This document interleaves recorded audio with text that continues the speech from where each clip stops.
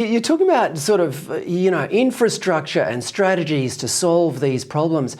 Ian, I think one of the problems in this is that the conversation has become too circular, and the corporate sector, instead of deferring to the government and, agreeing with all its catastrophic prognostications, should be looking for solutions and offering them, just like those gentlemen did at the Senate committee last week. Oh, quite right. The corporate sector in Australia has become very weak and woke. There were years ago where the corporate sector wouldn't have put up with the behaviour of the government. We have one or two people, and I can only think of Gina Rinehart, but one or two people in this country who actually stand up and have a view based on solid economics and practical matters. Previously, the corporate world put up an argument in the 1970s that Australia could mine uranium. We could then process this into yellow cake. We could then make our own fuel rods. We could then send these fuel rods abroad and lease them to countries that want to use nuclear power. We could then bring them back, clean them up and charge, of course, for that, then send them off again. Now, this is a perpetual money-making machine. It never stops. And we have more and more countries using nuclear power.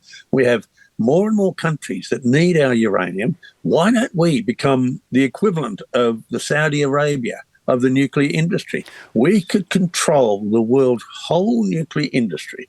We're the third biggest producer, but that doesn't stop us controlling them. And that's because we're a continent of 25 or so million people. We've got some very, very vast areas where we could store materials. We have uranium mines in isolated parts of Australia, and it would be very, very easy to take any unspent fuel and store it there until we can use that again. Well, just quickly before you go, Ian, because we're almost out of time, but I think the government is pandering to an easily frightened electorate at the moment. We saw how easily frightened Australians are these days during the COVID crisis, but I think just to focus on climate catastrophism instead of science for a second and see what you think about this, I think one of the attractions of climate catastrophism is that it gives people something to worry about at a time when life really isn't all that threatening. Do you think environmentalists reject good news about energy production because they're just addicted to the feeling of a moral panic? Well, you have power over someone if you can get them to panic. The environmentalists are not interested in people. They're interested in their own power and money.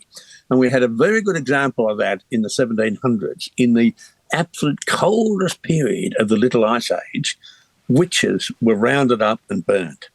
And that was because these witches were giving us the very cold times, starvation, crop failures, etc. After they stopped burning witches, the temperatures start to warm up. So it's absolute proof. If you can pillory people or put them into Facebook jail or burn them as a witch, you will change the global climate. That's the sort of mentality that we have to deal with environmentalists. Ian, the more things change, the more they stay the same. Professor Ian Plimer, thanks so much for your time. Thank you. That's Professor Ian Plimer, Australia's leading expert commentator on the wokeness of energy policy.